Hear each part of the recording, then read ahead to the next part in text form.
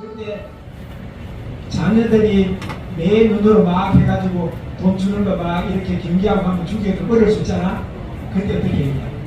유언장을 써가지고 내가 주거든 이 집은 이 사람에게 누구누구 한 말씀씩 주라 하고 이제 딱 써놓으면 그 유언장대로 이렇게 됩니다. 그래서 유언장은 되게 중요한 거예요. 아까 이야기했잖아. 그냥 가만히 죽으면 여러분 부모가 돈 한 푼도 못 받아. 자녀가 되다가 오늘은 얼마 하고 부모님에게는 내가 갑자기 주거든 얼마를 준다. 이렇게 유언장이 쓰면 그대로 되는 거예요. 그 유언장이 있고 없고에 따라서 차이가 많이 나는 거예요. 그러니까 요거 공부를 하고 나면 유언장에 대한 관심이 있겠죠. 그래서 유언장을 좀 써야 돼요. 근데 상속에 대해 요 기본은 요걸 알아놨지. 지금 여기 중요한 문제는 실제로 상속이 일어날 때 왜 문제가 많이 되니까 내가 이 문제 하나를 다시 한번 풀어보고 알겠네요. 선생님 야구공하고 야구 배배 가격을 합치면 11달러예요. 두 개 합치면. 그런데 야구 배배는 야구공보다 10달러가 더 비싸요. 야구공은 얼마쯤 할까요? 1달러. 외국 사람들이 1달러예요. 이게 사실은 스탠포드 대학에서 대학생들한테 이 문제를 했는데 그 똑똑한 아이죠. 40% 학생이 1달러로 답했다는 거예요. 근데 정답은 1달러가 아니에요. 정답은 1달러 하면요, 안 맞는 게 1달러 하면 이게 합쳐가지고 11달러가 돼야 되니까 공이 1달러면 야구 배트가 10달러 돼야 되잖아요. 그죠? 근데 그래 되면 10달러짜리 배트가 1달러짜리 야구공보다 10달러가 더 비쌉니까? 1달러가 더 비싸요. 그러니까 안 맞지 않으면 0.5달러예요. 이거 집에 가서 손주한테 안 내보세요. 똑똑한 손주 틀리게 알 수 있어요. 그래서 손주한테 안 맞출 수도 있지만 이 문제가 분명한 문제예요. 왜 이 문제를 내는가 하면 어떤 사람이 죽을 때에 돈이 10억 남겨서 10억 하면 그러면 20억을 남겨놨는데 큰 아들한테 12억을 주고 작은 아들한테 8억을 줬어요. 그럼 어떻게 될까요? 네? 아들 두 개인데 큰 아들 12억 주고 작은 아들 8억 주면 근데 가장 그렇게만 일 안 하시겠죠. 그렇게 했다 하면 가장 자녀들 작은 아들은 삐치겠죠. 네? 아버지 이럴 수가 있습니까?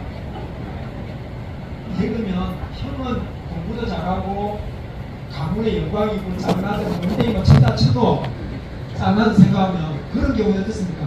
형은 이미 공부 많잖아. 형은 아버지가 이렇게 안 챙겨줘도 잘 사는데 그 꼴통하고 농기 찾는 애는 나는 왜 살아라고 아버지가 이래 합니까? 하고 막 이럴 수 있어. 그런데 그걸 생각해서 아버지가 벽에 10억 이렇게 나누면 깔끔할 것 같죠? 주에 맞습니다. 아니 아버지 이만은 맨날 돈 깨먹고 아버지 그걸 경찰서 가가지고 얼마나 때려고 했는데 엄마한테 10억을 똑같이 준단 말입니까? 나는 학비도 하나도 안 썼어요. 장사 안 했습니까? 네? 이만은 맨날 뭐 학원 보내고 제주하고 뭐 하고 그걸 얼마나 썼습니까? 이래 되는 거예요. 똑같이 주면 제일 확실하다 싶으지만 안 그래요. 똑같이 줘도 누구를 더 줘도 누구 더 주면 적게 주는 사람이 문제예요. 근데 이제 어려움은 옛날에는 적게 줘도 섭섭하고 그냥 있었지만 요즘은 소송이라는 게 있어요. 그래서 이제 그래서 상속은 생각보다 어렵다는 거예요. 그래서 생각을 좀 잘 하고 결정을 해야 돼요. 내가 이 강의하면서 선생님 그런 걱정 없습니다. 난 똑같이 막 따라하는 이래 똑같이 정답이 안 하니까 그래도 문제가 생겨요. 아까 말했지만 마치는 내가 이걸 다 해야 되는데 다 해야 되는데 쪼가리 흔들고만 우리 집안 왜 됩니까? 일하면서 불만 내는 거예요. 자는 시집가 보면 그 집 사람인데 가면서 이래 그 마지가 그런 생각한단 말이에요. 그러니 이래나 저래나 아버지 죽고 나서 막내 이런 문제가 생기죠. 그게 상속 때문에 생기는 경우가 많아. 무지하게 행동해. 그래서 잘 생각해서 이 원장을 좀 잘 쓸 필요가 있다는 거예요.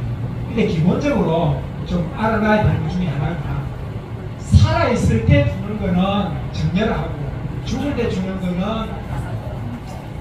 상속이잖아요. 그런데 그 주간 형태로 4인 정렬하는 게 있는데 주기는 주는데 정렬 계약서를 써가 줘요. 실제로 명의를 넣어가 준다는 건 아니고 주긴 주는데 단 내가 죽거든 준다. 그러니까 정렬하는 거는 살아있을 때 주는 건데 4인 정렬은 내가 죽거든 준다는 거야. 그런데 4인 정렬은 되게 강력해요. 왜냐하면 이거는 계약이에요. 내가 준다. 함으로 바꾸면 안 돼. 그냥 그 원장에 써놓는 건 아버지 마음 바뀌면 새로 또 써보면 그만이라. 그런데 이거는 마음대로 그렇게 못 바꾸는 거예요. 그래서 요런 것도 있다는 거를 좀 기억할 필요가 있는데, 자 이제 제가 이제 그 상속에서 큰 문제가 생기는 핵심을 딱 지금 오늘 보면 좀 잘 기억합니다. 우리가 흔히 정렬을 할 때에 이거 주고 나면 10년 지나면 없어지고 또 새로 정리할 수 있는 게 있죠. 배우자에게 6억 줄 수 있는데 6억 주고 나서 자녀에게 5천만 원 줄 수 있는데 주고 나서 10년 지나면 또 새로 줄 수 있다. 그렇잖아요. 그 법에 있어서 세금을 매기는 그 법에 있어서는 10년 지나면